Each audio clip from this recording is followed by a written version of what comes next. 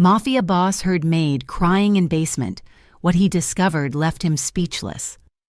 The dust motes danced in the slivers of afternoon light that pierced the heavy drapes of the Valerio estate, and Luciana's job was to erase them. She moved through the grand, silent rooms like a ghost, a slim shadow in a plain black uniform. Her presence was an exercise in self-effacement. Head down, shoulders drawn in, she polished mahogany tables that gleamed like dark water and vacuumed priceless rugs so quietly that even the house manager, Rosa, often forgot she was in the room. This was her goal. Invisibility was safe. Luciana worked long hours, often starting before the sun rose over the manicured lawns of the Graymore property and finishing well after it set, when the house settled into its nighttime rhythm. She took her meals in the staff kitchen, alone if she could manage it, and spoke only when spoken to. Her voice, when she did use it, was soft, hesitant, and quick to trail off. The other staff members, accustomed to the high turnover of help that came with working for a man like Dominic Valerio, mostly left her alone. She was just the new, quiet girl. But a few had noticed things. A flicker of panic in her eyes when a door slammed, the way she'd nearly dropped a tray of glassware when one of the bodyguards, Leo, had rounded a corner too quickly. And there were the bruises. Rosa had seen it first, a deep, ugly purple mark on Luciana's inner arm, visible for just a second when her sleeve rode up as she reached for a bottle of cleaner. Luciana had seen her looking and yanked the sleeve down, her face flushing a dull, painful red. She'd murmured something about being clumsy, about walking into a doorknob. Rosa, a pragmatic woman who had seen much in her 20 years of service to the family, had simply nodded. It was not her place to ask, but the nervousness was harder to hide. Luciana was a bundle of tightly wound nerves, a spring coiled to the breaking point.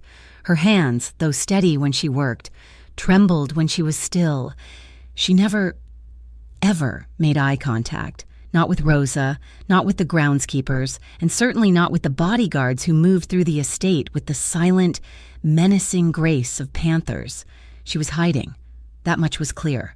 Hiding from someone, or something, that haunted her far more than the rumored reputation of the man who owned this house.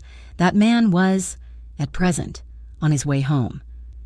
Dominic Valerio's return from a 3-week business trip was announced not by a phone call, but by a subtle shift in the estate's atmosphere. The air grew tighter. Security patrols doubled. Rosa's lips thinned into a line of professional anxiety. When the black armored sedan crunched up the gravel driveway, the front doors were already open. Dominic emerged from the back seat. He was not a large man, but he commanded space. He wore a custom-tailored suit that cost more than Luciana's yearly salary. His dark hair was cut short, and his eyes, a shade of gray so light they were almost silver, missed nothing. He was cold, controlling, and radiated an aura of absolute, unnerving stillness. He handed his coat to a waiting bodyguard without a glance, his face a mask of bored indifference. "The shipment to the docks?" he asked, his voice a low baritone that cut through the silence of the foyer. "Handled, sir. No complications," his man replied. "And the Sorelli meeting?" "Postponed. Their request." Dominic's jaw tightened almost imperceptibly. "Fine. See the car. I don't want to be disturbed for at least an hour." He walked past the staff, who were lined up like soldiers at inspection, and headed straight for his study. He didn't acknowledge them. He didn't have to. His power was in the silence, in the understanding. It was 2 days later that he first truly noticed her. He had been in his study for 6 hours, the heavy oak doors closed, working through ledgers that spoke of enterprises far removed from the legitimate businesses listed on his tax returns. He emerged, rubbing the back of his neck, and walked toward the kitchen for a glass of water. She was in the hallway, dusting the frame of a 17th century oil painting. He stopped. He was used to his staff freezing at his approach, but this was different. Luciana didn't just freeze, she recoiled, flattening herself against the wall as if wishing the plaster would absorb her. Her head was so low her chin practically touched her chest.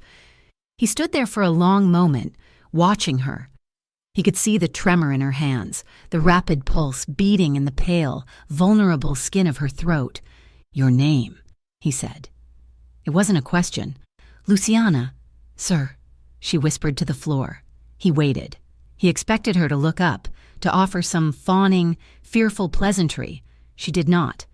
She just stood there, rigid, waiting for him to pass, waiting for the storm to blow over. He was a man who lived by control, who dissected people for a living.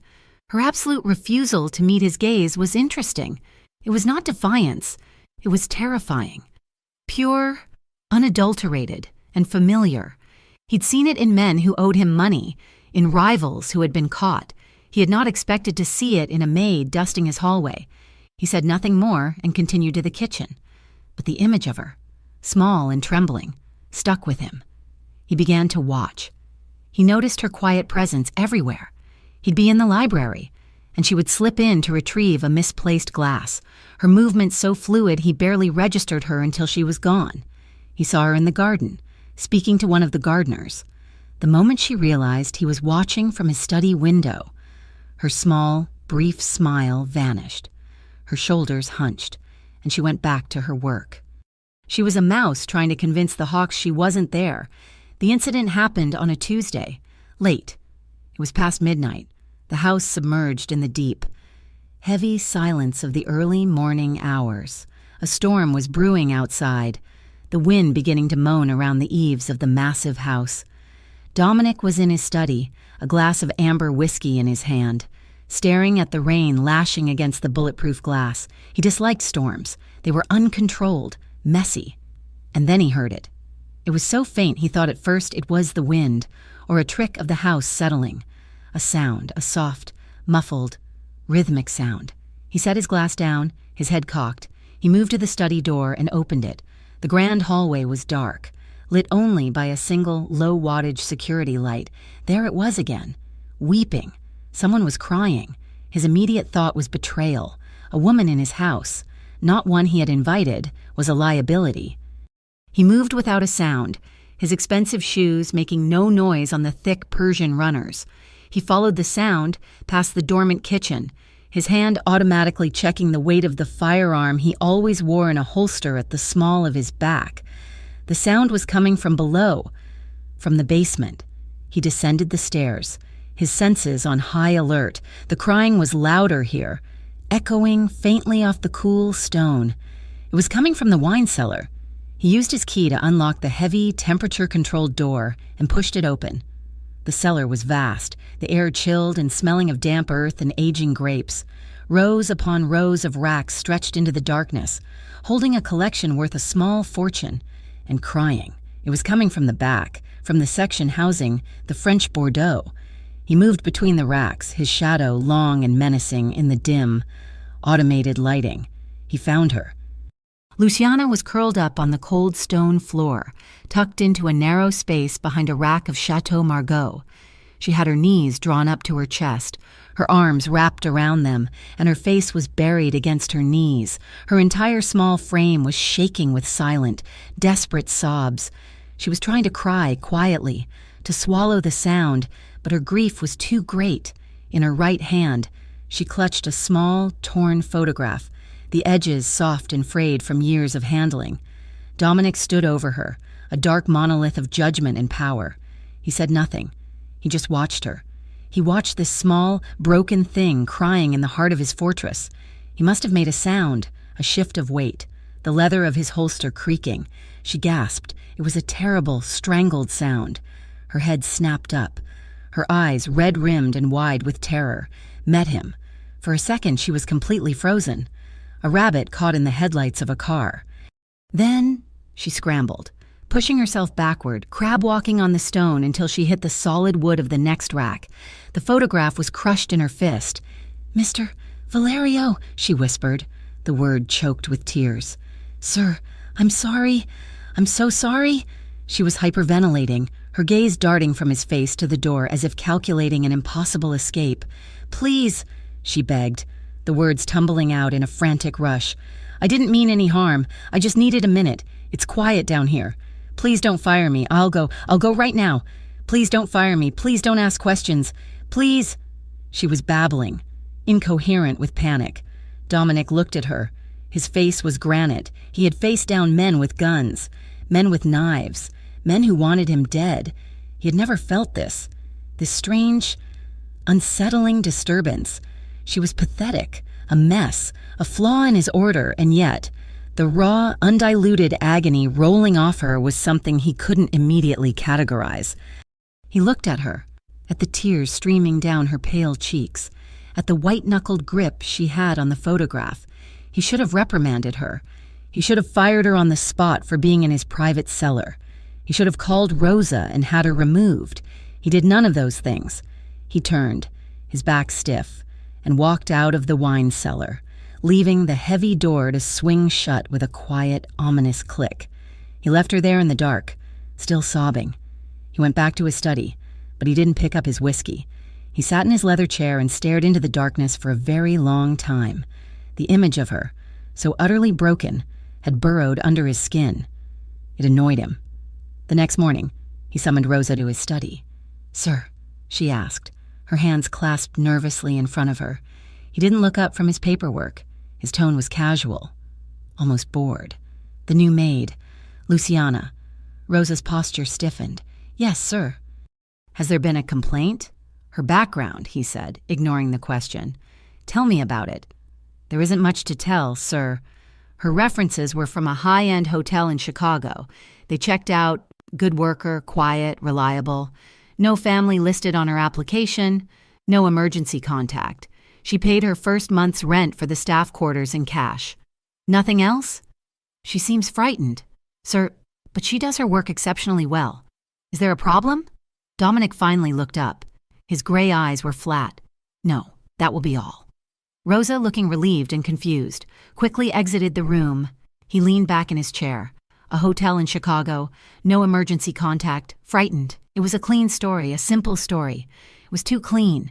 It was the story of someone running. He was alone again. The silence of the study pressing in. His gaze drifted to a small, silver-framed photograph on the corner of his desk. It was the only personal item he allowed, and no one, not even Rosa, was permitted to touch it. It was a picture of him at 15, lanky and already showing the hardness in his eyes. His arm was slung around a young girl of about 12, who was grinning, her dark hair a wild mess. She was missing a front tooth, Sophia, his sister. The memory hit him like a physical blow, as it always did. The day she was taken, and he had been 14, told to watch her. They were playing in the park, 2 men, a black car. He had fought, but he was just a boy. They'd broken his arm and tossed him aside. He never saw her again. His father, a powerful man in his own right, had torn the city apart. But she was gone. The disappearance of Sofia Valerio was the event that had forged Dominic, had burned away the last of his boyhood and replaced it with cold, hard steel. He hadn't thought of her in months. He looked up, his jaw tight. The vulnerability he had seen in the maid, the absolute, soul-deep terror in her eyes when he'd found her in the cellar, it had touched that old, cold, buried wound. He felt an echo of that long-ago helplessness, and with it, an unfamiliar, unwelcome flicker of protectiveness. He hated it. He hated the weakness of it, but he couldn't shake the image of her. He stood and walked to the adjoining room, a high-tech security hub that monitored every inch of his property. He sat at the console and pulled up the archived footage. He didn't know what he was looking for. He fast-forwarded through the previous night, watching his own dark form descend the stairs. He watched himself leave the cellar. He waited. 10 minutes later, the cellar door opened and Luciana emerged. She looked like a wraith, pale and shaking, her eyes darting around the empty hallway. She clutched the front of her uniform, the torn photo presumably hidden, and scurried up the stairs toward the staff wing. His curiosity, now fully engaged, prompted him to go further back. He checked the footage from 2 nights prior. Nothing. 3 nights, nothing. 4 nights ago. 1:17 in the morning. The camera angle covering the basement stairwell flickered. Luciana. She looked over her shoulder, her face a mask of anxiety, before slipping down the stairs. He checked a week ago. The same. 10:30 at night. Another trip to the basement. She wasn't just crying. She was hiding. She was using his wine cellar. the most secure and private part of his home, as a meeting place or a hiding spot. He leaned back, his fingers drumming on the steel desk. He watched the grainy image of the girl disappear into the shadows. He had been disturbed. Then he was annoyed. Now, he was intrigued. And a curious Dominic Valerio was a very dangerous man. He would find out what his quiet little maid was hiding in his basement. He would find out what made her cry in the dark. He closed the feed, the screen going black, but the image of her terrified, tear-stained face remained for 3 days. Dominic watched her. He gave no indication that he had seen her in the cellar, no sign that her frantic, tearful pleading had even registered. He was a spider, and she was the flicker of movement at the edge of his web. He observed, he calculated, and he waited. He saw how she ate her meals in the staff kitchen, always with her back to the wall. He saw how she flinched when the head gardener, a booming man named Sal, laughed too loudly. He saw her meticulously cleaning his study, her hands never still, her eyes darting to the door every few seconds. She was a bird trapped in a cage, so terrified of the bars that she had forgotten how to sing. His curiosity, a cold, intellectual thing, had begun to curdle into something else, something heavy and hot that sat low in his gut. It was the echo of his sister's ghost, a feeling he despised for its inherent weakness, yet one he couldn't shake. On the 4th night, he decided to pull a thread. It was late, approaching 11 at night. He was in his study, the room lit only by the green glow of a banker's lamp on his desk, which was covered in shipping manifests. He pressed the intercom button that connected to the main kitchen. Rosa answered, her voice slightly fuzzy with sleep. "Sir?" "Send the new girl up," Dominic said, his voice flat. "Luciana, I want a black coffee." There was a beat of silence. It was a highly unusual request. Rosa handled his personal needs, or he got things himself. He never summoned junior staff. "Sir, Luciana is off duty. She's likely in her room." "Then wake her up," he said, and disconnected the call. He leaned back in his leather chair, steepling his fingers, and waited. It took 7 minutes. Luciana's knock was so soft he almost missed it. "Enter." The door opened, and she slipped in, holding a silver tray with a single, steaming cup of coffee.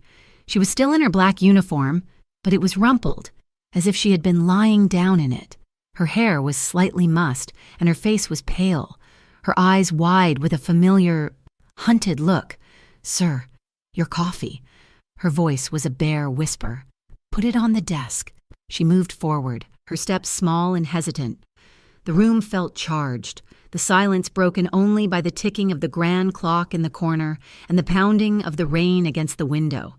He watched her every move. He saw the slight, uncontrollable tremor in her hands as she navigated the tray around a stack of books.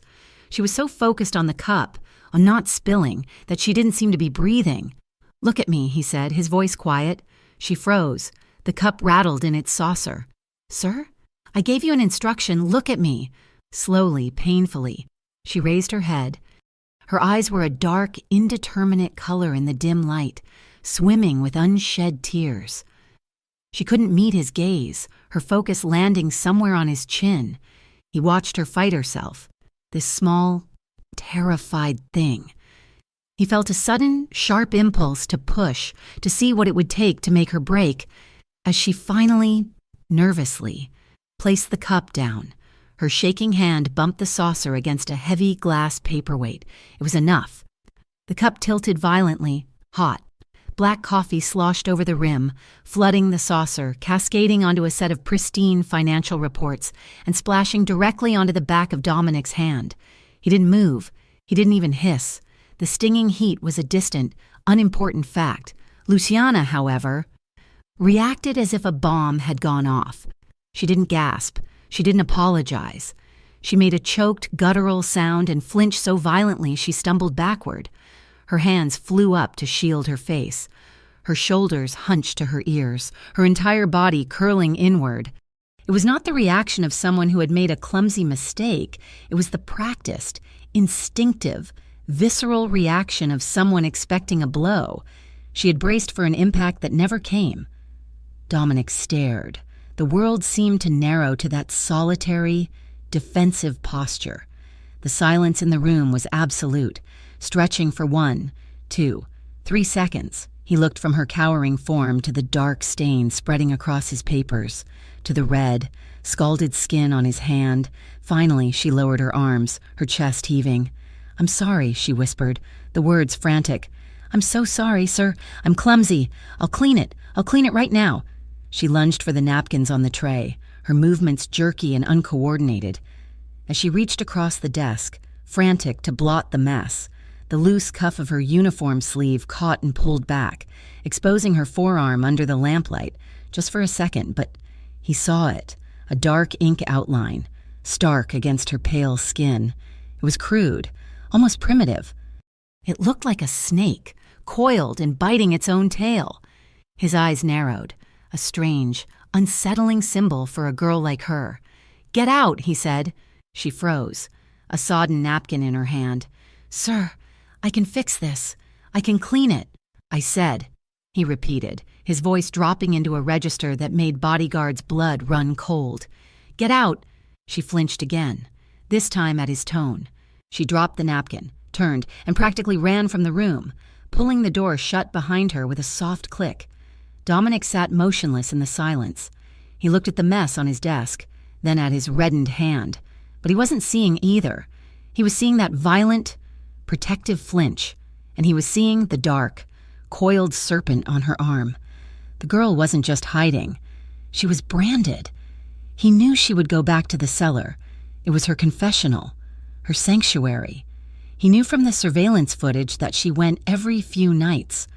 After the incident in his study, he knew she would go tonight. This time, he didn't wait to follow.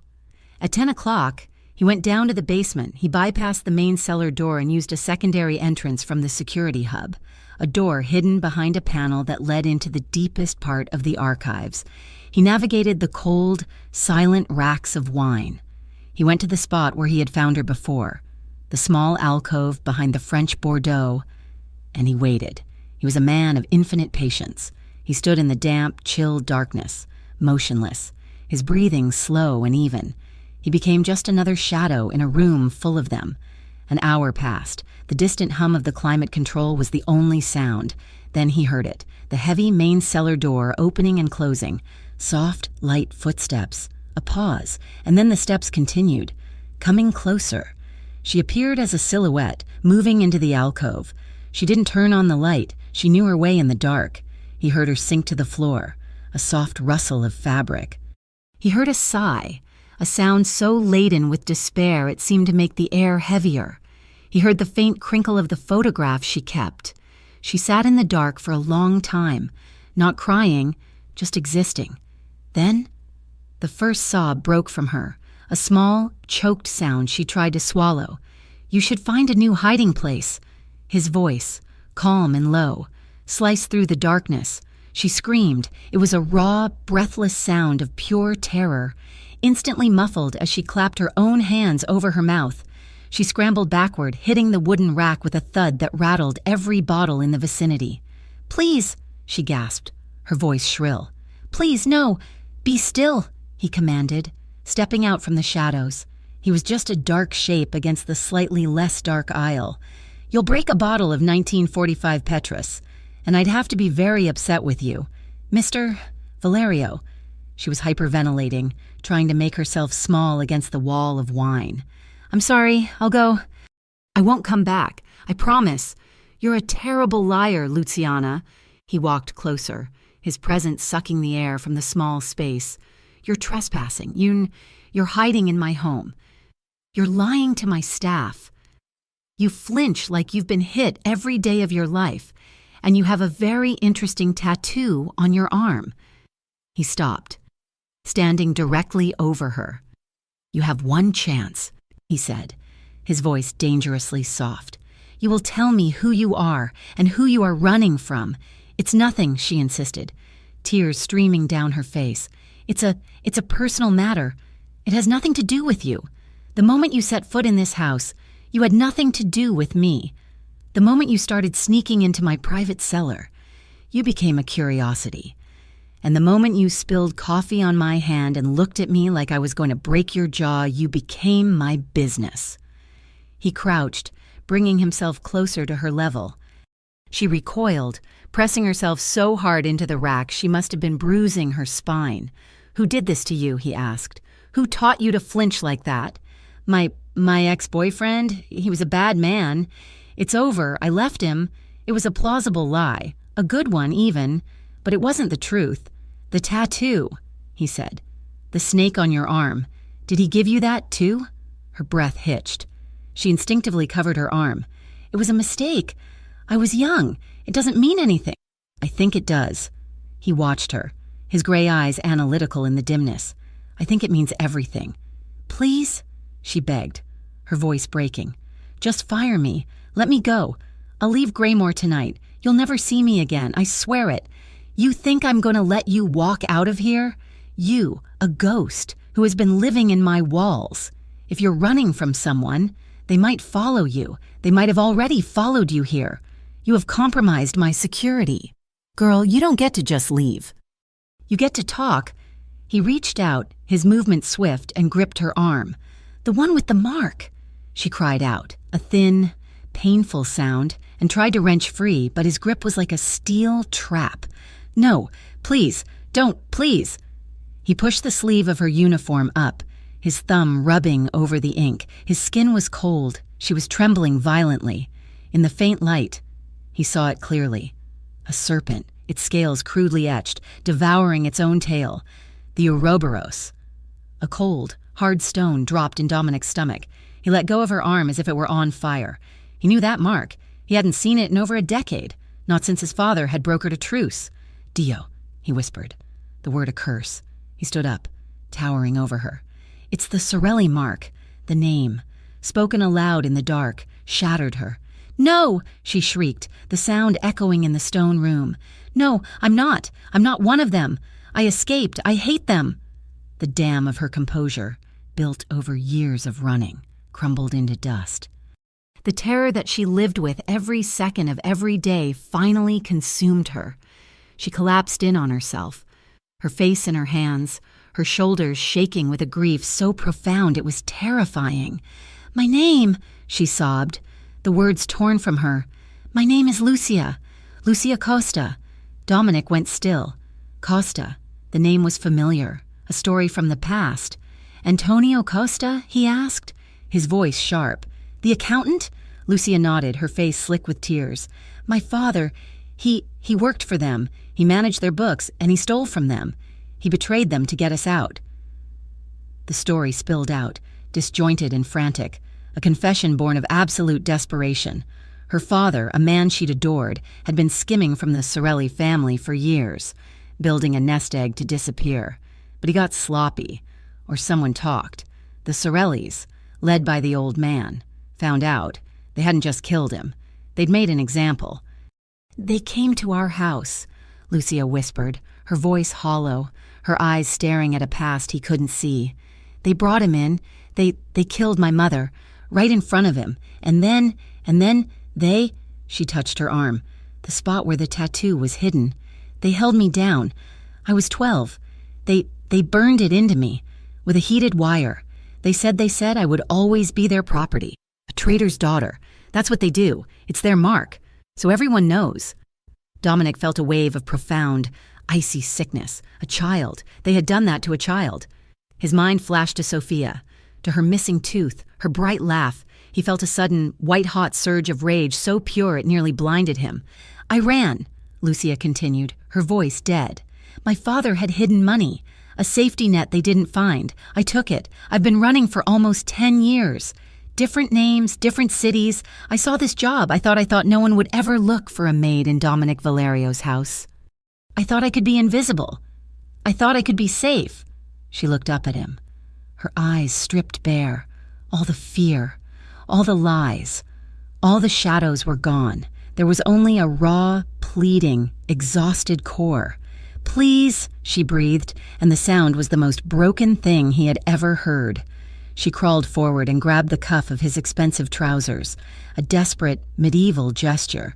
"Please, Mr. Valerio, I'll do anything. I'll be your slave. Just don't throw me out. If they find me, they will kill me. I'm so tired of running. Please." He looked down at her, at this ghost clutching at his feet. This wasn't a maid. This wasn't a liability. This was a survivor, a victim of his world, a victim of his rivals. The protective instinct that had been flickering inside him, the one he'd tried to smother, erupted. It was no longer about curiosity. It was no longer about his sister. It was about this girl, Lucia, and the monsters who had branded her.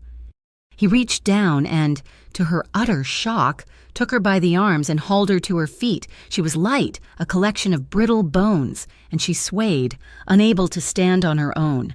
"Stop crying," he commanded. His voice was rough, harsh, but the anger was not for her.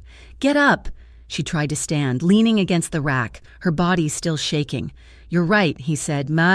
His voice a low growl. "They will kill you if they find you, but they won't find you." She stared at him, her tear-filled eyes uncomprehending. "You're safe here," he stated. It wasn't a reassurance. It was a fact, a declaration. "No one, and I mean no one, touches what is mine. And as long as you are in this house, Lucia Costa, you are mine." Her breath hitched. He let go of her, and she slumped against the wine rack, staring at him as if he were the one who had just condemned her. "Go to your room," he ordered. "Clean your face. Tomorrow, you will go back to your duties. We will not speak of this again, to anyone. Do you understand?" She could only nod, her throat too tight to speak. "Go!" She fled, stumbling over her own feet as she ran from the cellar. Dominic stayed in the cold dark for a long time. He pulled out a cigar, clipped the end but didn't light it. He just rolled it between his fingers. Lucia Costa, a Sorelli survivor, living in his house. His curiosity was gone, replaced by a cold, territorial, and deeply possessive rage. The Sorellis had overstepped. They had done the unforgivable. And they had left a survivor, his survivor, much later, in the dead of night. He found himself walking the silent, carpeted hallway of the staff wing. He had never been in this part of his home. It was clean, Spartan, and quiet. He found her door. Number 7, he stood outside it, listening. He could hear nothing. No crying, just silence. He raised his hand, his knuckles hovering an inch from the plain wood. He had the urge to go in. To what? Check on her? Reassure her? He didn't know. The feeling was foreign, a language he didn't speak. He was conflicted. She was a weapon he could use against the Sorellis. She was a liability that could bring a war to his doorstep. She was a girl who had been hurt in a way that resonated with the one great, gaping wound in his own past. He clenched his fist, then slowly lowered his arm. This was a weakness, an emotion. He couldn't afford it. He turned and walked away, his footsteps making no sound, leaving her alone in the dark. But for the first time in 10 years, Lucia Costa was not the only one lying awake. Haunted by the mark of the snake, Dominic Valerio did not deal in rumors. He dealt in facts, and the facts, when they arrived 2 days after his confrontation with Lucia, were cold and sharp. His network, a web of informants and data miners that spread from Graymore to the coast, had confirmed it. The inquiry he had made into the name Lucia Costa had yielded a quiet, high-priority bounty. It was an internal Sorelli matter, a ghost they wanted exorcised. The bounty was old, almost 10 years, but it had recently been reactivated. The payout doubled. They were cleaning the house. Lucia Costa was no longer just a girl running from a dark past. She was a marked woman, and she was sleeping in his staff quarters. This knowledge settled over Dominic like a second skin. He found himself watching the surveillance feeds more often, his gray eyes tracking her movements as she dusted tables and polished his floors. He was no longer just observing a curiosity. He was observing a target. Every gardener who passed her, every delivery man who rang the bell, became a potential threat in his mind for Lucia. The days after her confession in the cellar were a strange, breathless limbo. He had not fired her. He had not hurt her. He had simply left her alone. The household continued its rhythms, but her place in it felt altered. She was still a ghost, but now she was a ghost he saw. This new reality was most apparent in her interactions with Rosa, the house manager. Rosa, a woman whose perception had been honed by decades of serving a dangerous man. Notice the shift. The master had asked about the girl. Then, the girl, who had been a shadow of pure panic, seemed steadier. She still flinched at loud noises. She still kept her head down. But the brittle, shattering terror in her eyes had been replaced by a deep, weary caution. One afternoon, Rosa found Lucia in the main kitchen, meticulously polishing the silver. "You're working late," Rosa observed, her voice neutral. Lucia startled, but didn't recoil. "I wanted to finish this set, ma'am." Rosa poured 2 cups of tea from the pot she always kept brewing. She pushed one across the steel counter toward Lucia. "Drink," Rosa said. It wasn't a request. Lucia looked at the cup, then at Rosa's impassive face. Hesitantly, she took it. Her hands were raw and red from the polish. "You do good work," Rosa said, sipping her own tea. "Too good. You work like you're trying to erase yourself." Lucia's gaze dropped. "I just want to be useful." "There's a difference between being useful and being invisible," Rosa said quietly. "Invisibility sometimes attracts the wrong kind of attention. The master notices things that try too hard to hide." Lucia's head snapped up, fear flickering in her eyes. Rosa held up a hand. "I am not asking. I am advising. You are here. You do your job. Stop looking for the exit." Lucia didn't understand. It felt like a warning, but also, strangely, like an acceptance. She drank the tea, the warmth spreading through her cold hands. It was a small, human moment, the first she had shared in a very long time.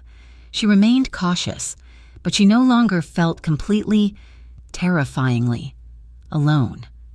The true crack in the foundation of their dynamic happened a few nights later. The house was deep in the silence of 2 in the morning. Lucia, unable to sleep, often took to cleaning the lower rooms, her restlessness too much to bear. She was in the grand library, dusting the spines of books that hadn't been touched in years. When Dominic entered, she froze. Cloth in hand, he hadn't summoned her. He wasn't supposed to be here. He didn't look angry. He just looked tired. He was in his shirt sleeves, a glass of whiskey in his hand. He walked not to his desk, but to the massive, cold fireplace, staring up at the oil painting of his father that hung above it. "Do you have any family left, Lucia?" he asked. His voice was quiet, slurred by exhaustion. Not alcohol. The question was so direct, so personal. It stunned her. "No, sir," she whispered. "They're gone." He nodded slowly, his gaze drifting to the small, silver-framed photograph on his desk, the one of him as a boy, with the grinning young girl. "I had a sister," he said, his voice dropping so low she had to strain to hear him. "Sophia. She was loud, always laughing. Missing a tooth right here." He tapped his own front tooth. Lucia stood motionless, trapped by the intimacy of the confession. This was not the boss. This was someone else, a man hollowed out by the past. I was 15. She was 12. I was supposed to be watching her. He took a drink of the whiskey, the ice clinking softly. A black car, rival family. They took her. He said the word taken, as if it were a physical object, something heavy and final. "We never found her. My father tore this city apart for a year, but she was gone. No body, no note, just gone. Erased." He turned, and his gray eyes, usually so cold and flat, were unmoored. They were filled with a bleak, ancient grief. "It's the not knowing," he said. And for the first time, his voice, the voice that commanded and terrified, wavered. It shook, just for a second, but it was as loud as a gunshot in the silent room. "That's what carves you out. I'm wondering if she's alive, if she's—" He didn't finish. He didn't have to. Lucia said nothing. She didn't offer platitudes. She didn't say, "I'm sorry." She simply stood and listened, her own profound understanding of loss filling the space between them. She knew what it was to be carved out. At that moment, he wasn't Dominic Valerio, the Mafia boss who had promised her safety. He was a man who had lost his sister. And she wasn't Lucia Costa, the marked woman. She was the only person in the world who had seen him tremble. He turned back to the fireplace, his shoulders stiff. "Go to bed. You're not paid to be in here this late." She left without a word.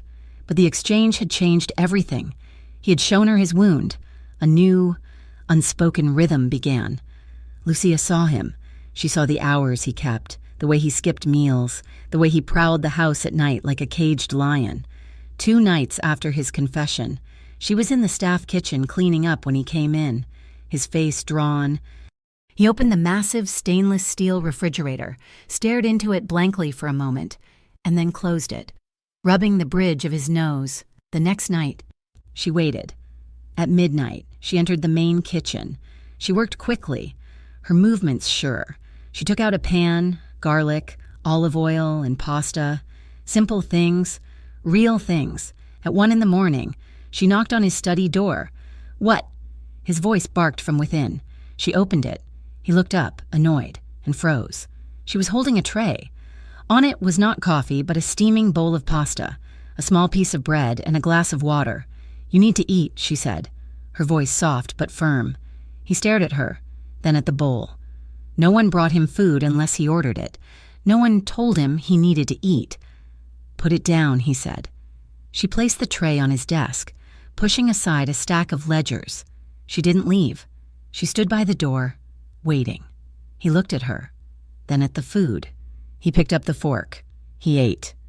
It was simple, hot, and the best thing he'd tasted in months.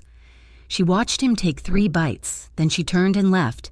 This became their ritual, not every night, but on the nights when the house was heavy with his restless energy. She would cook for him.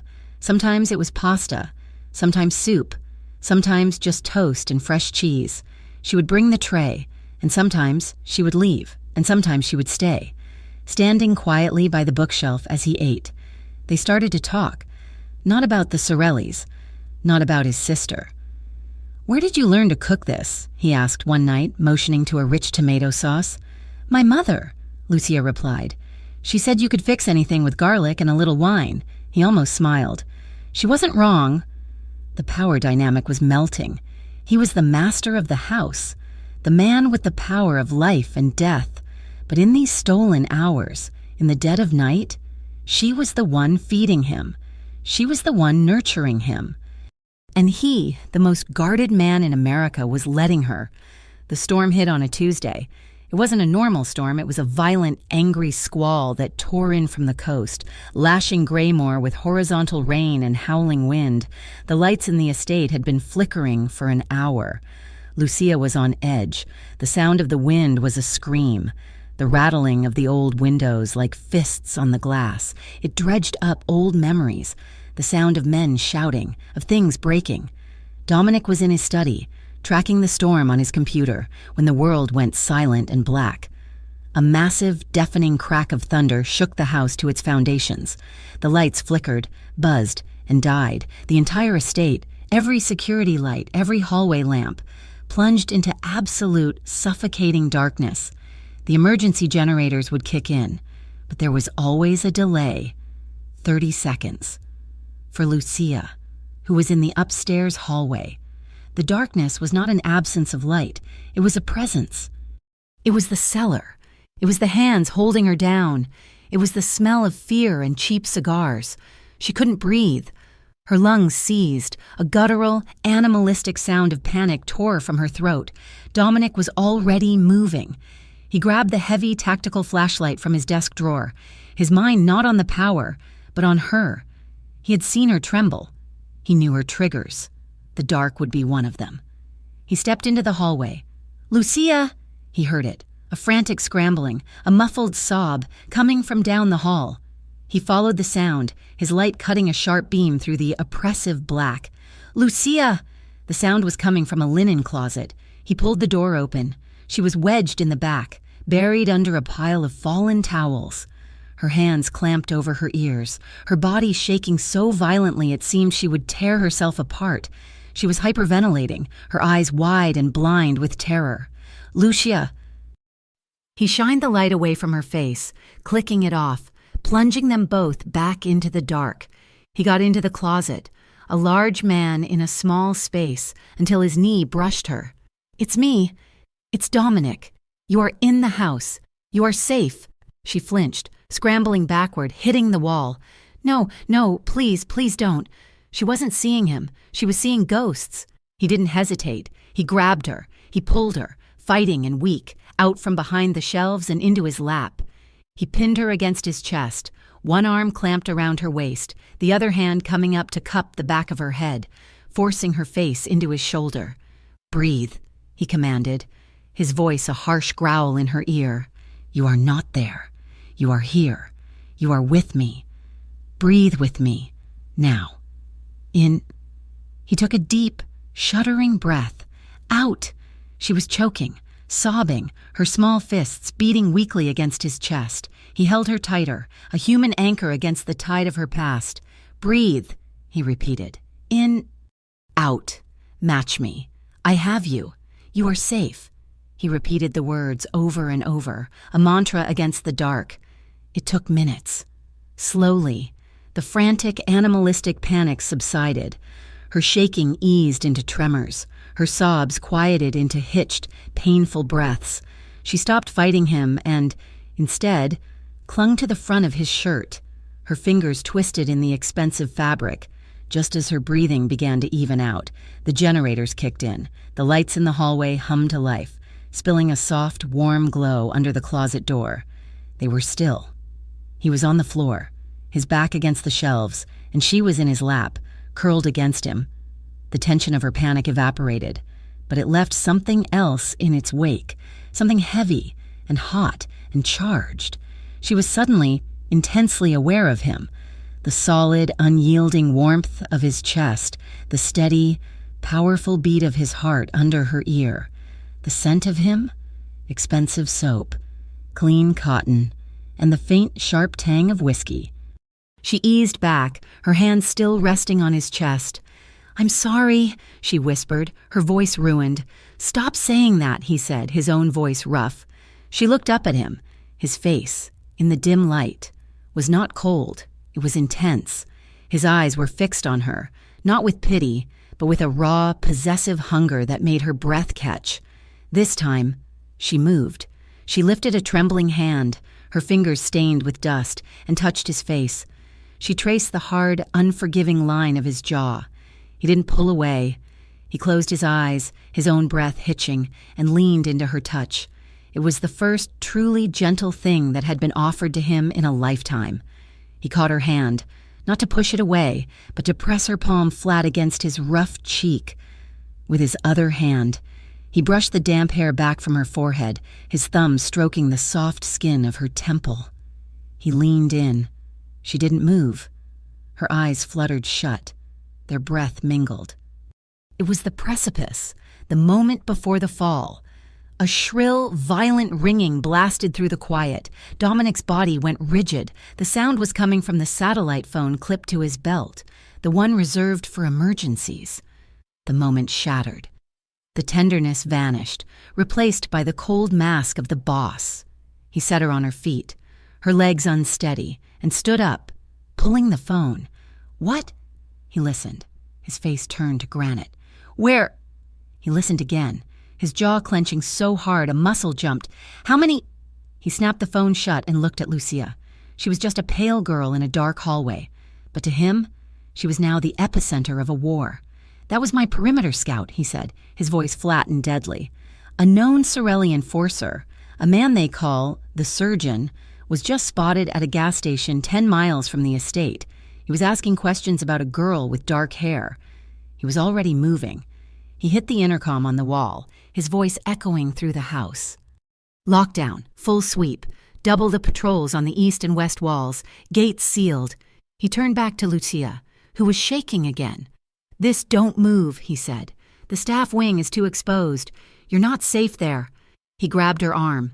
He didn't pull her. He towed her, down the main hallway, past the grand staircase, and into his private wing. He opened the door to the guest suite immediately adjoining his own bedroom. "You'll stay here," he ordered, pushing her inside the opulent, cold room. "My men will be at both ends of this hall. You do not leave this room." He shut the door, leaving her alone in the silk-draped cage. Hours passed. It was 3 a.m. The storm had faded to a dull roar. Lucia sat on the bed, but she couldn't sleep. The fear was back, cold and acidic. She was safe, he'd said, but the walls felt thin. She was alone, and the Sorellis were close. She couldn't bear it. She stood, her legs trembling, and walked to the door. She opened it.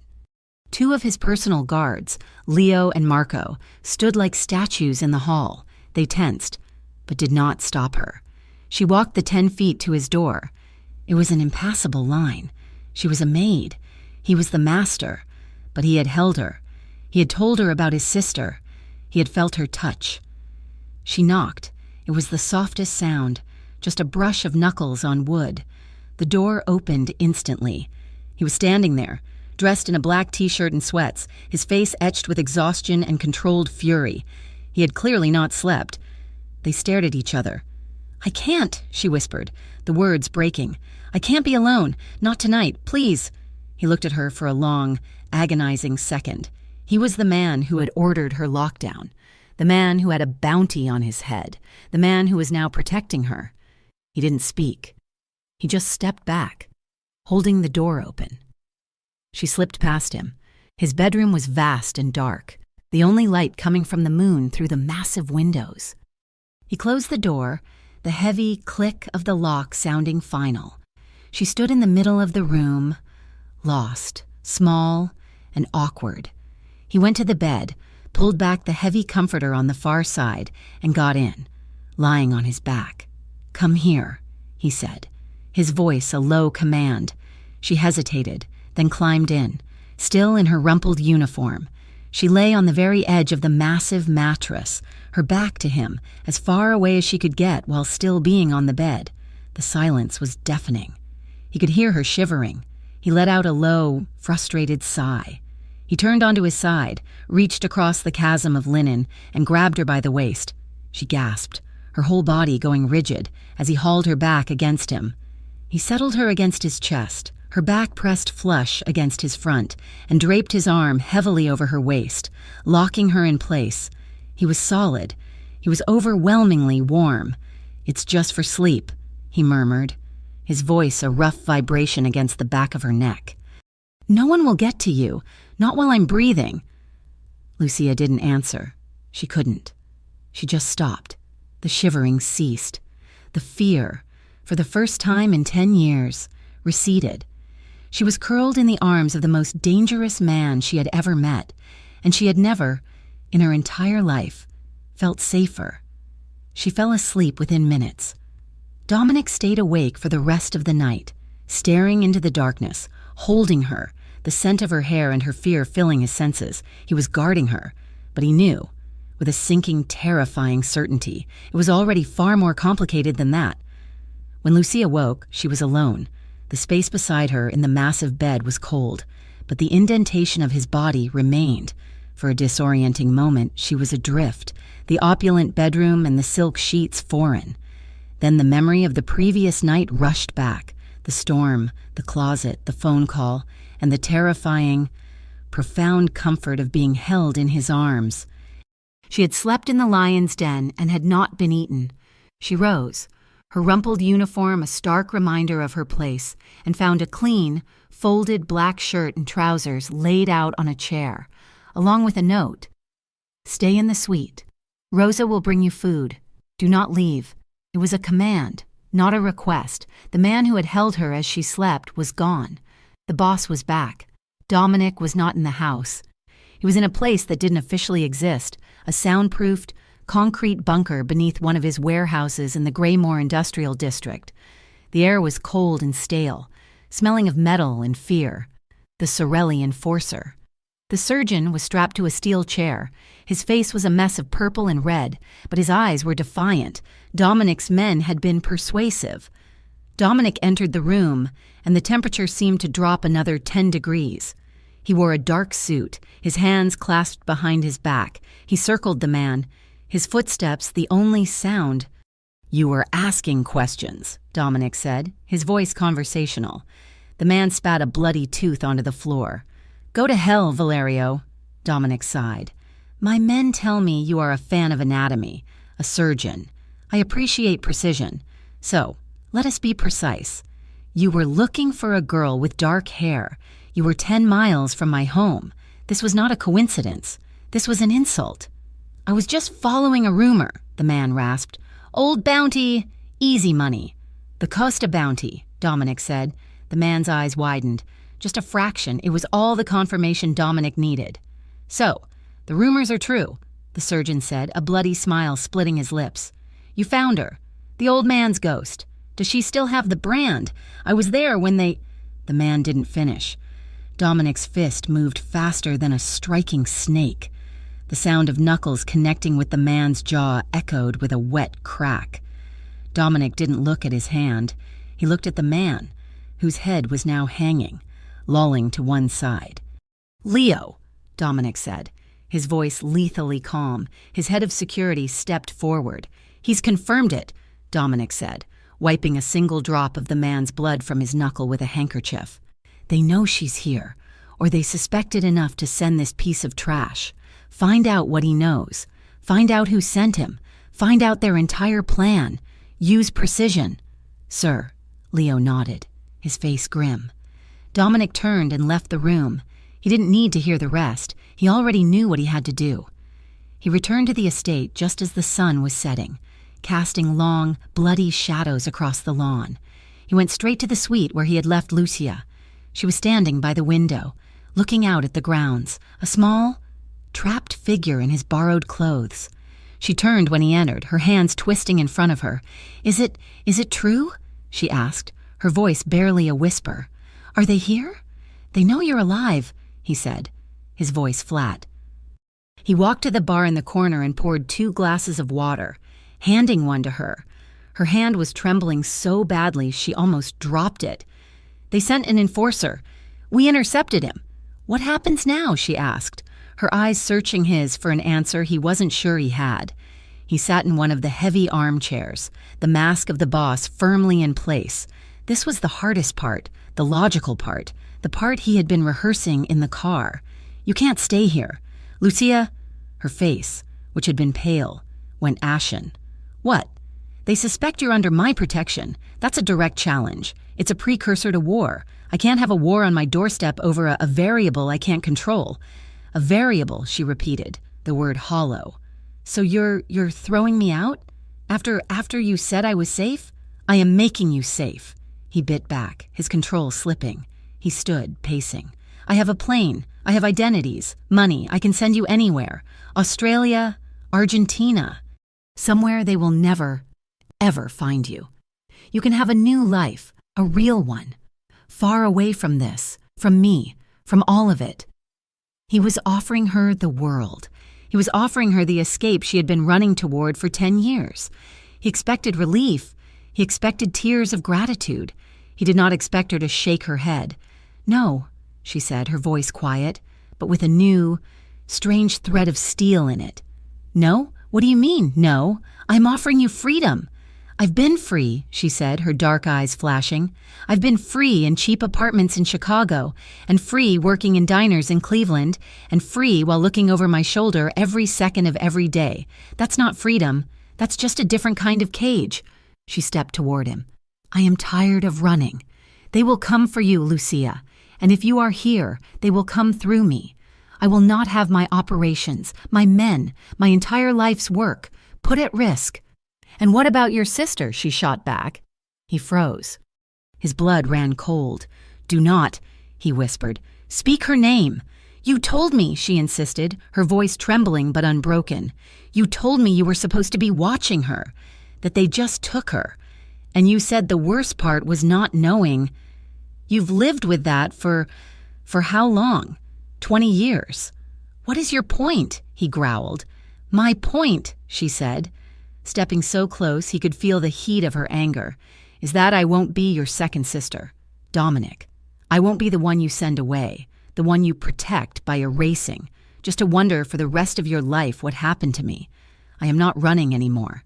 I would rather die here, on my feet, than live for another 20 years on my knees.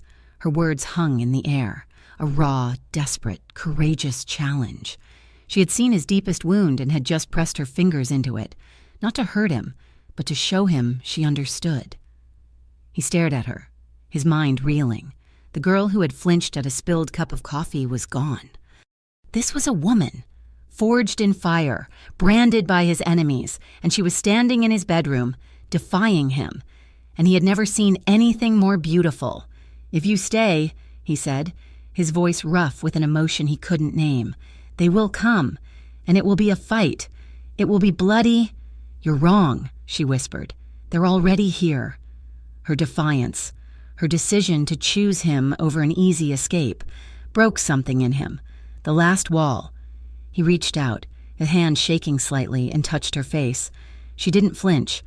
"You don't even know," he murmured, his thumb tracing the curve of her cheek. "You don't even know what you're choosing."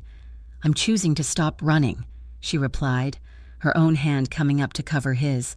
I can't run anymore. I have to—" She stopped, her breath catching, as a new wave of old terror passed over her. "But I don't know if I can fight. I'm so scared." "You told me about your father," he said, his voice softening. "But you didn't tell me everything. The tattoo, the flinching, the dark. They didn't just brand you, did they?" She looked away, shame and fear clouding her eyes. She pulled her hand back and walked to the window, her back to him. After my mother," her voice was dead. "They kept me. For almost a year. I wasn't just a trader's daughter. I was property. I was a courier. I was 14. I had to carry things for them. Things I didn't understand, and then things I understood too well." She was shaking, her arms wrapped around her waist. "I saw horrible things," she whispered to the glass. "I saw what they did to people who crossed them, and I was their good little ghost. Until one of the captains, Rico, he decided I was old enough. He cornered me in a storage room. He tried." Dominic's hands clenched at his sides, his knuckles turning white. He could feel his heart pounding, a cold, murderous rage building in his chest. "I fought," she said, her voice breaking. "I don't know how. I hit him with a wine bottle. I hit him and I hit him. I think I killed him. I don't know. I ran. I ran and I never looked back. I've been running ever since." She turned, her face a mask of old, agonizing shame. "So you see? I'm not a fighter. I'm just a runner. I'm afraid I'll freeze. Like in the closet. I'm afraid of losing control." He crossed the room in 2 strides. He stood in front of her, his entire body vibrating with a protective fury so profound it stunned him. He put his hands on her arms, his grip firm but not bruising. "He is dead," Dominic said, his voice a low, lethal promise. "If you didn't kill him, he died later. I remember it. Rico Sorelli, an internal dispute. You didn't just run. Lucia, you took one of them with you." He was looking at her as if seeing her for the first time. "You," he said, his voice thick, "will never be touched by anyone like that again.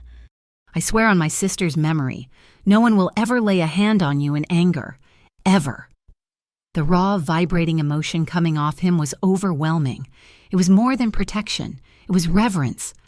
The dam of all their pent-up fear, grief, and simmering attraction broke.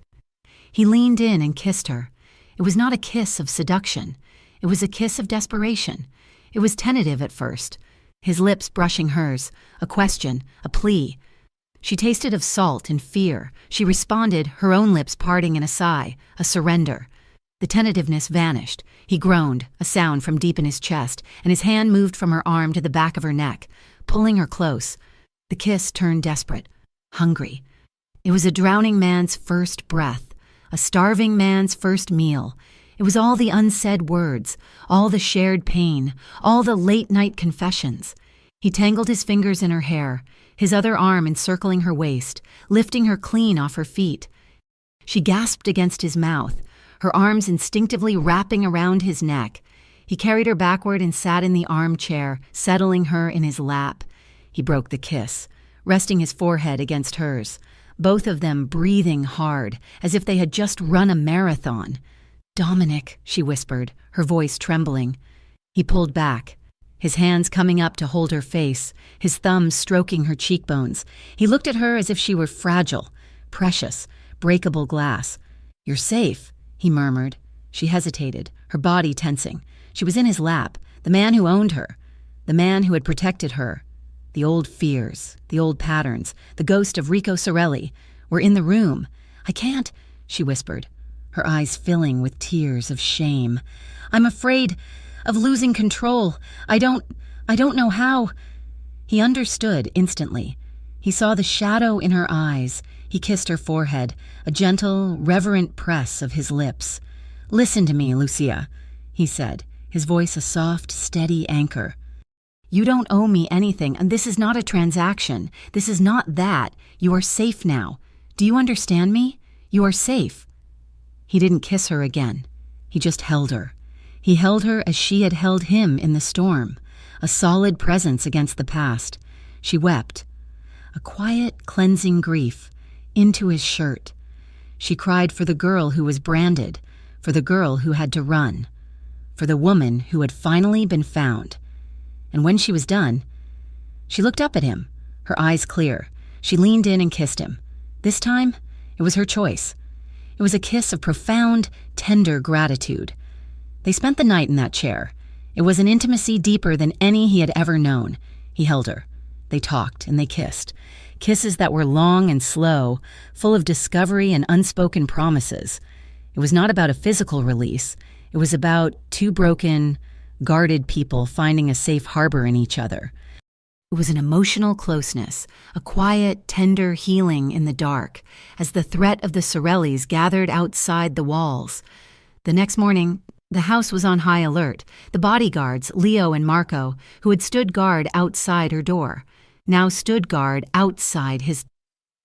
When Dominic emerged from the bedroom, he was not alone. Lucia was beside him, her hand tucked into his.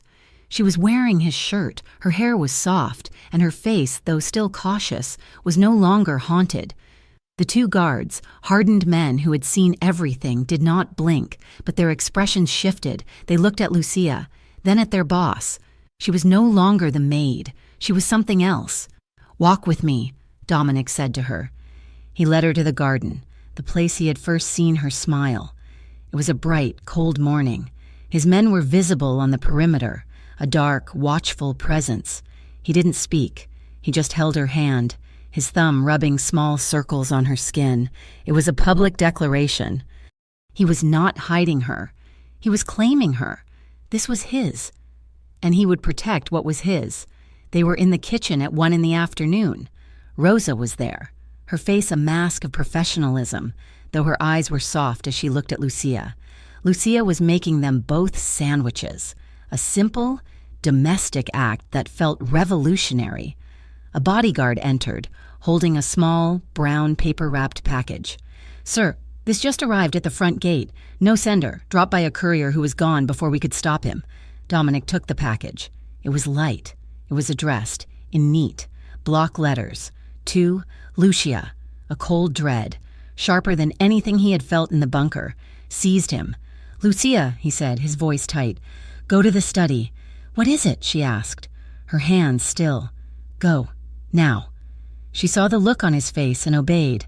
Backing out of the room, Dominic looked at Rosa. "Get out!" Once alone, he tore the paper. Inside was a small, white gift box. He lifted the lid. There was only one thing inside, a faded, Polaroid-style photograph. It was a picture of a woman, her dark hair splayed out, her eyes open and empty. Her throat had been cut. It was a graphic, horrific, post-mortem trophy. Dominic had never seen Lucia's mother, but he knew. This was her. This was the image Lucia had been crying over in the cellar. But it was not a torn, cherished memory. It was the original, the proof. This was not a warning. This was a promise, a primal, territorial rage, so black and complete that it eclipsed all reason, consumed him. This was not business. This was not a bounty. This was a violation. He slammed his fist on the steel counter, the entire surface rattling. He roared, an inhuman sound of pure fury. He hit the intercom.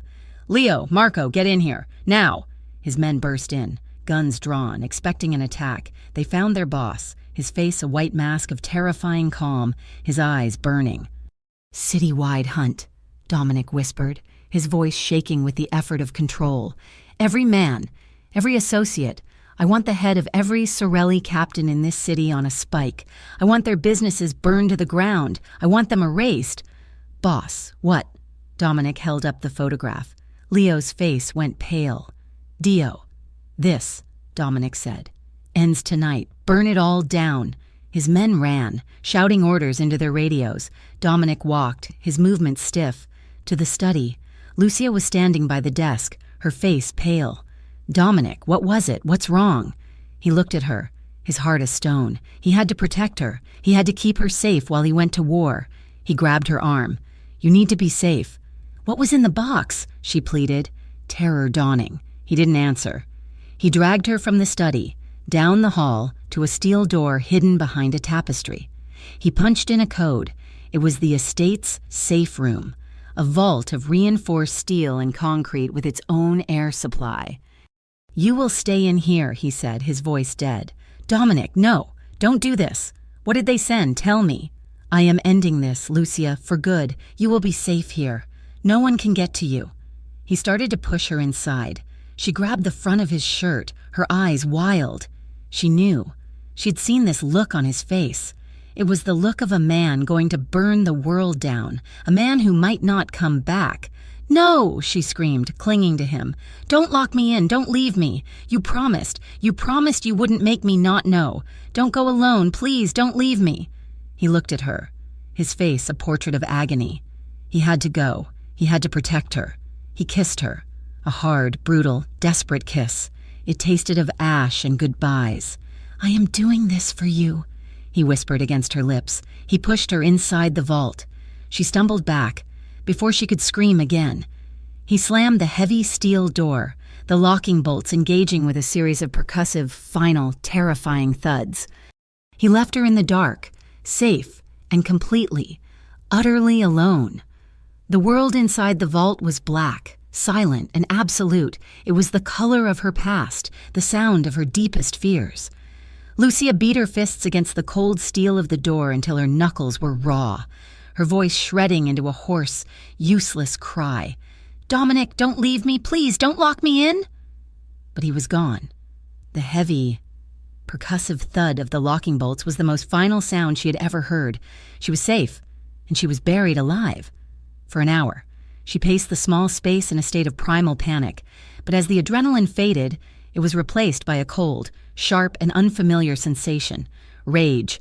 It was not the blind, chaotic fury of her protector. It was a focused, intelligent anger. He was going to die. He was blinded by the photo, by his own past, by his need to protect her. He was walking into a trap, and he had locked her in a box to keep her safe while he did it.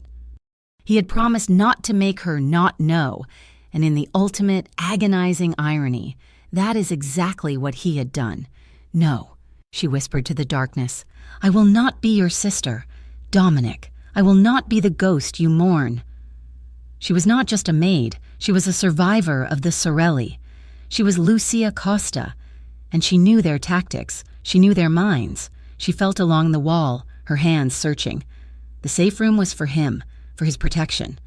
But Dominic was a man of contingencies. He would have an escape. Not an entrance, but an escape. Her fingers found it.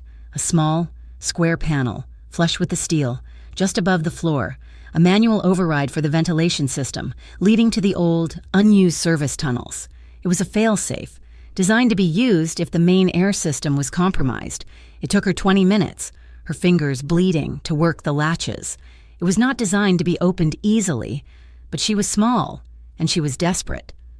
With a groan of protesting metal, the panel popped open. She slithered into the duct. It was a tight, black, coffin-like space, filled with dust and the ghosts of old wiring. She moved on her belly, crawling toward the sound of the estate's generators. She emerged in a forgotten utility closet, 2 floors below. On the opposite side of the house, she was covered in grime, her face streaked with tears and dirt. The estate was a fortress. Men with automatic weapons were stationed at every door. But she was not a guest. She was the ghost. She knew the blind spots. She slipped out a side pantry, crawled on her hands and knees behind a row of sculpted hedges, and made her way to the old stone wall at the edge of the property. There was a drainage culvert, hidden by ivy, that she had noticed on her walks. It was wide enough for a child, or a small, desperate woman. She plunged into the muddy, dark hole and crawled. She crawled until her knees were raw, and she emerged on the other side, in the woods, free. She was outside the wire. She was out. She ran. She was in his clothes, covered in mud, with no money and no phone, but she had something more valuable. She had 10 years of experience in being invisible, in navigating the underbelly. She made her way to the industrial district, the part of Graymore the tourists never saw. She knew these streets. She knew the smell of fear and cheap whiskey. She was looking for one man, a myth, a rat who had survived a dozen genocides.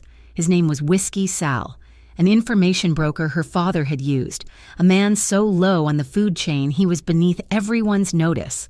She found him in the back of a 24-hour dive bar, nursing a glass of something that looked like varnish. "Sal," she said.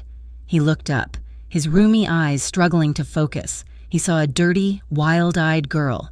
"Get lost. Kid, I'm busy." "You knew my father," she said, her voice low and urgent. "Antonio Costa." Sal's eyes snapped into sharp, terrified focus. He looked around, his hand shaking. "I don't know that name. You got the wrong man." "He's dead," Lucia said. "The Sorellis killed him, and they're in Graymore. They're making a move, and Dominic Valerio is about to wipe them off the map." Sal's face went pale.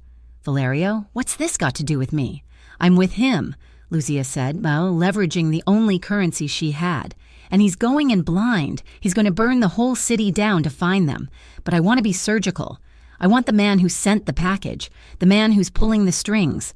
She leaned in, her eyes boring into his. "You tell me where he is. Sal, you tell me who it is. And I'll make sure Valerio knows you were a friend. You stay silent and you'll just be part of the ash." It was a magnificent bluff, built on the terror of two names. Sal crumbled. "It's not the old man," he whispered, his voice trembling. "It's the kid, Marco, the young prince. He's insane. He's trying to make a name. He thinks his father's gone soft. He's been holed up in the old import warehouse. Sorelli Fine Imports. He's been baiting Valerio for a week. He wants this war. He wants to finish the old business, the Costa business." "Where?" she demanded. "The waterfront," Sal babbled. "Pier 12. Lucia grabbed the terrified man by his filthy collar. "You're coming with me." Dominic's command post was a concrete bunker beneath his main warehouse. He was standing over a massive, illuminated map of the city. His face was a mask of cold, controlled death. "I don't care about surgical," he was saying to Leo, his voice a low growl. "I want a perimeter. I want every man they have. I want to light that entire district on fire and shoot anything that runs out. This is not business. This is extermination." "Boss," Leo said, his face grim, "if we go in that hot, the collateral will. I do not care." The steel door to the bunker crashed open. A guard stood there, looking panicked. "Sir, I don't know how." Leo drew his weapon. "What is it?" Lucia emerged from the shadow, her face a mask of grime, her eyes burning. She was dragging a terrified, whimpering Sal by the arm. Dominic froze. The entire room, filled with 10 of his most hardened killers, went absolutely silent. He looked at her. He looked at the mud on her face, the blood on her knees, the fire in her eyes. He looked at the open, empty space where his rage had been, and it was filled, suddenly, with a terrifying, profound awe. He started, his voice failing him. "I locked you. How did you?" "You were going in blind," she shouted, shoving Sal to his knees in the middle of the room. "You were going to get yourself killed. For me. You were going to burn the world down. But you didn't even know who to burn." She pointed at the cowering informant. "He knows. Tell him. Sal. Tell him who sent the package." Sal, caught between the two most terrifying people he had ever met, broke. "It's Marco. Marco Sorelli, the son. He's at the import warehouse on Pier 12. It's him. He's been bragging. He said he was finishing his father's work. He said he dug up the old man's ghost." Lucia looked at Dominic, her chest heaving. "This wasn't just personal," she panted. "It's not just about me. It's a test, a power play. He's trying to take over the family. He's using me to prove he's more ruthless than his father." Dominic stared at her. The fury was gone. The blind rage had evaporated. In its place was a cold, sharp, and deadly clarity. She had done it. She had done what his entire network had failed to do. She had brought him his target. He looked at Leo. His voice completely changed. "Get him out of here! Pay him!" "And Sal?" Lucia said, her voice sharp. "He's a friend. He's under Valerio protection. Isn't that right?" Dominic met her gaze. He saw the general in her. He nodded. "Untouchable. Get him out." As Sal was dragged away, Dominic turned back to the map. He was a different man. Marco Sorelli, at the warehouse. He looked at Lucia. "You've been inside, haven't you? When you were a courier." 100 times, she said, moving to the map. "I know the layout. I know the tunnels. I know where he'll be." She pointed to a spot on the map. "He'll be here. A catwalk office in the main loading bay. He likes to watch." Dominic looked at her. At this woman who had just defied his vault, his guards and his enemies to stand beside him. His respect for her was a physical, palpable thing. "We're not burning it down," he said, his voice quiet. "We're cutting the heart out. Leo, Marco, you're with me, the rest of you. Lock down the perimeter. Nothing gets in. Nothing gets out." He looked at Lucia. "You stay here. You've done enough." "No," she said. "Lucia, this is not a discussion. You are not. I am the only one who knows his face," she said, her voice hard as steel. "I am the only one who knows the layout by heart, and I am the one he's hunting. This doesn't end until I see it end. I'm going with you." He looked at her for a long, agonizing moment. He was terrified, and he was, in that same moment, more proud than he had ever been in his life. He tossed her a lightweight armored vest. "Stay behind me. That is not a request." The warehouse on Pier 12 was silent. The air was thick with the smell of salt and old fish. Dominic, Lucia, Leo, and Marco moved through the shadows. 4 ghosts in the dark. Lucia guided them, her hand on Dominic's back, directing him through a side door, along a dark corridor, and into the main loading bay. It was vast. A cathedral of shadows and stacked crates. "It's a trap," Dominic whispered, his eyes scanning the darkness. "I know," she whispered back. "He wants an audience. Marco!" Dominic's voice boomed, echoing in the vast space. "You wanted my attention? You have it. You want to finish your father's work? Come and face the man who's protecting her." A slow, sarcastic clap began. A single spotlight flashed on, illuminating a catwalk high above them. Marco Sorelli stood there. He was young, handsome, and his eyes were completely, chillingly empty. "Lucia, Lucia, Lucia," he crooned, his voice dripping with false pity. "You look terrible. All that running, it hasn't been kind. It's over. Marco," Lucia called out, her voice shaking but clear. "It is over," he agreed, smiling. "It's a shame. Really, I sent you a photo. You should have sent me one back." "You're a child," Dominic growled, "playing your father's games." "My father," Marco spat, his smile vanishing. "Let her live. He let this stain go. That was his mistake. I am here to correct it." He raised a hand. Suddenly, the warehouse was flooded with light. 10, 15 men, all armed, stepped out from behind the crates, surrounding them. "And you, Valerio," Marco sneered, "you get to die for her." Gunfire erupted. It was a deafening, terrifying chaos. Leo and Marco returned fire, providing a wall of suppression. Dominic grabbed Lucia, shoving her behind a massive wooden crate. "Stay down!" He stepped out, his weapon firing in a controlled, deadly rhythm. 1 man fell, 2. He was a master of his craft. He was death incarnate. Lucia huddled behind the wood, her hands over her ears, her body frozen. The smell of cordite, the screams. Then she saw it, on the catwalk. Marco was not firing. He was watching, and beside him, another man was raising a rifle, a sniper rifle. And he wasn't aiming at Dominic. He was aiming at the crate she was hiding behind. He was aiming for her. "Dominic!" she screamed. Dominic turned. He saw the red dot, a tiny, perfect circle of death, painted on the wood, inches from her head. He didn't calculate.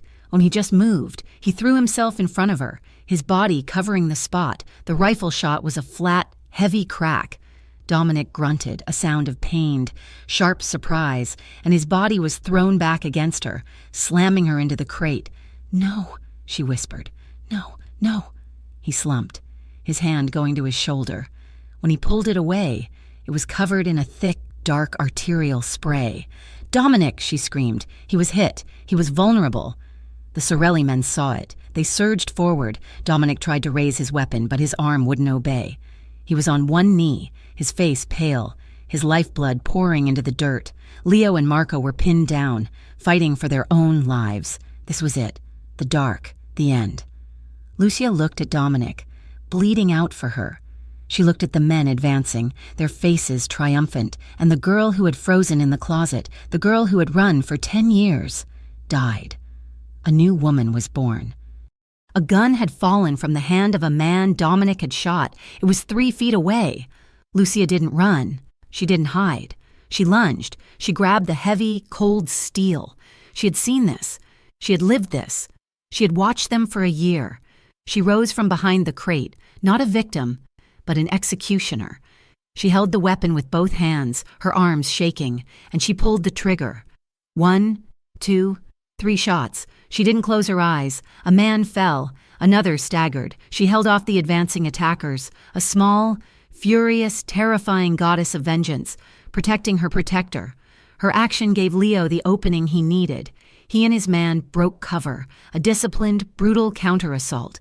The tide turned in a matter of seconds. Up on the catwalk, Marco Sorelli, his face a mask of disbelief, saw his plan crumble. He turned and fled. Lucia dropped the gun, the sound of it clattering on the concrete echoing in the sudden, ringing silence. Her hands were numb. She turned to Dominic. He was leaning against the crate, his breathing shallow, his eyes closed. The entire front of his shirt was black with blood. "Dominic," she sobered, falling to her knees beside him, her hands hovering, terrified. Oh, God, I'm so sorry. She pressed her hands to the wound, the hot, sticky blood coating her arms. Stay with me. You can't leave me." His eyes flickered open. He was so pale. He looked at her, at the tears streaming down her dirty face, at the blood on her hands. He raised his good arm, his hand trembling, and cupped her face. His thumb stroked her cheek, mixing his blood with her tears. He tried to smile. "Lucia," he whispered, his voice a dry, agonizing rasp. He coughed, a wet sound that terrified her. You're. His eyes held hers, and in them, she saw no pain, no fear, only a raw, powerful, agonizing truth. "You're the only thing I want to survive this for." "Leo," she screamed, her voice tearing. "Get the car!" "Get the car now!" The escape was a blur, a wail of tires, a race through the sleeping city. They burst into the estate. The doctor was waiting. The next hour was a new kind of hell, the sterile smell of antiseptic, the sharp, silver glint of instruments. Lucic stood in the corner, covered in his blood, her own body numb, refusing to move, refusing to be tended to. She just watched as the doctor, his face a mask of grim concentration, fought to save him, finally, after an eternity. The doctor dropped a bloody rag into a metal bowl. "The bullet went clean through the muscle," he said, his voice exhausted. "No artery, but he lost a dangerous amount of blood. He'll be weak. He'll need care, but he will live." The doctor left. It was just them.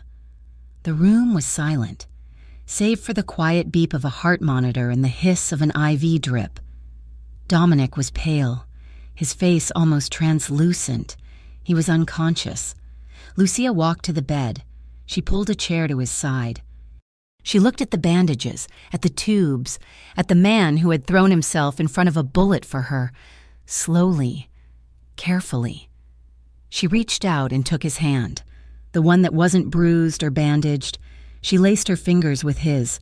She was no longer the maid. She was no longer the ghost. She was the woman who had held off his enemies. She was the woman who had his blood on her skin.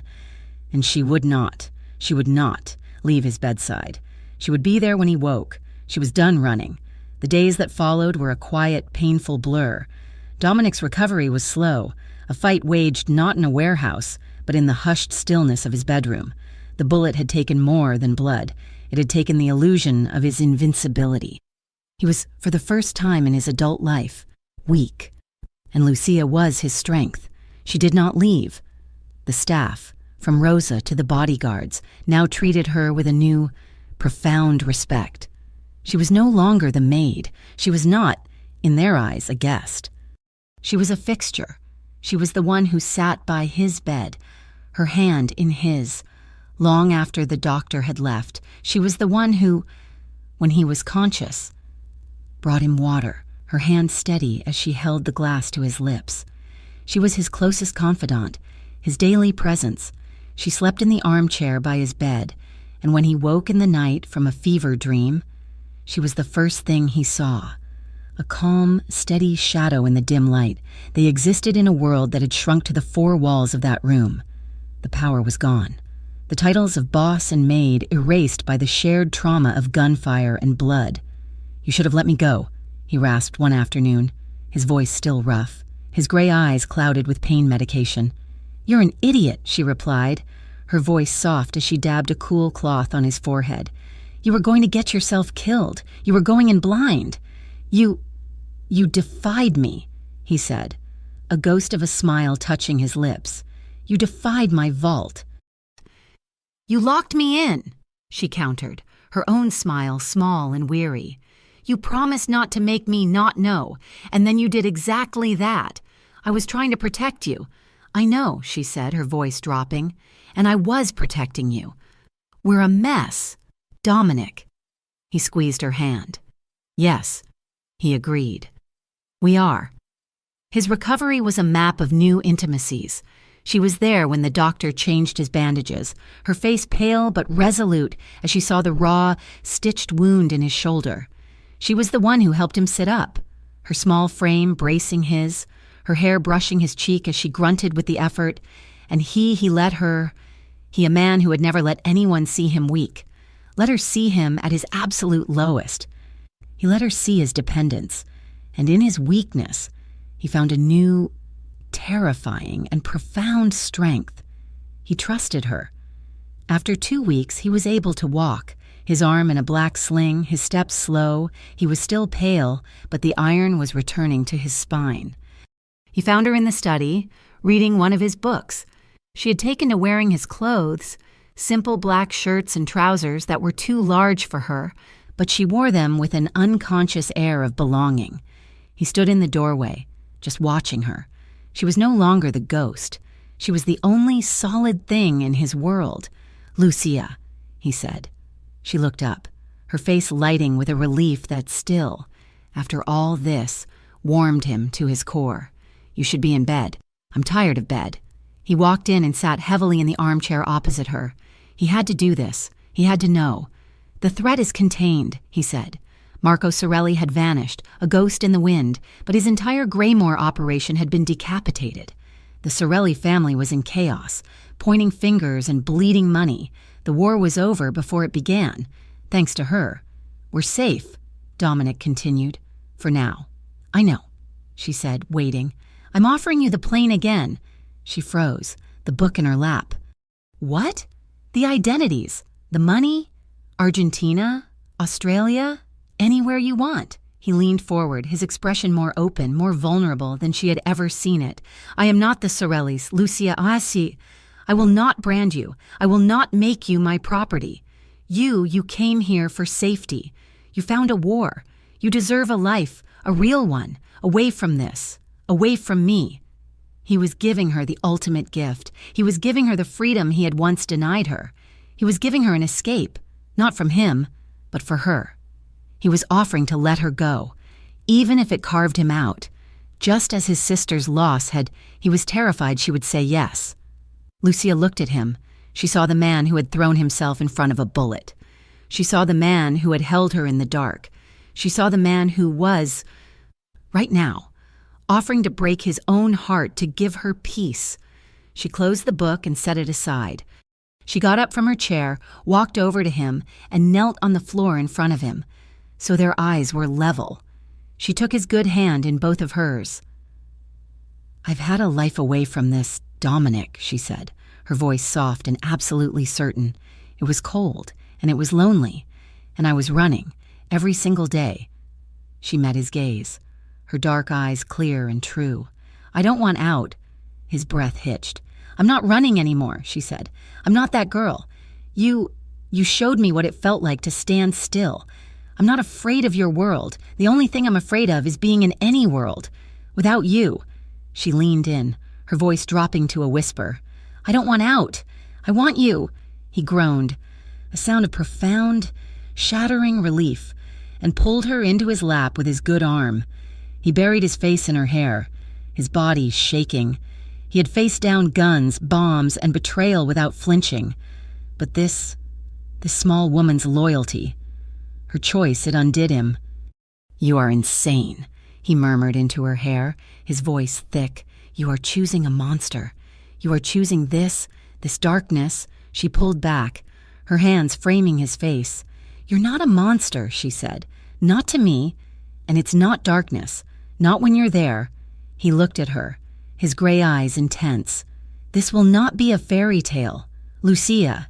My life has been a fairy tale, she replied, a bitter smile on her face. A grim one. I'm ready for reality. There will be no white wedding, he said, his voice rough. No life of suburban peace. Good, she said. I look terrible in white. He had to laugh, a rusty, pained sound. He looked at her, his love for her so fierce it was a physical pain in his chest, brighter and hotter than the wound in his shoulder. Then, Lucia Costa, he said, his voice solemn. I cannot propose a wedding, but I am proposing a life. My life, it is yours. I am offering truth, and I am offering my respect. And I am offering you a fierce and final loyalty until the end. Will you accept? Her eyes filled with tears, not of sadness, but of an overwhelming, healing joy. Yes, she whispered. 1,000 times, yes. He kissed her then. And it was not the desperate kiss of the study, nor the brutal kiss by the vault. It was a kiss of homecoming. It was a promise. It was the sealing of a pact, a merging of two souls who had been forged in the same fire. That night, they built a fire in the library fireplace, the one where he had confessed his sister's name. Lucia went to her old room, the one in the staff wing, and retrieved a single, small box from under the mattress. It was all she had from her past.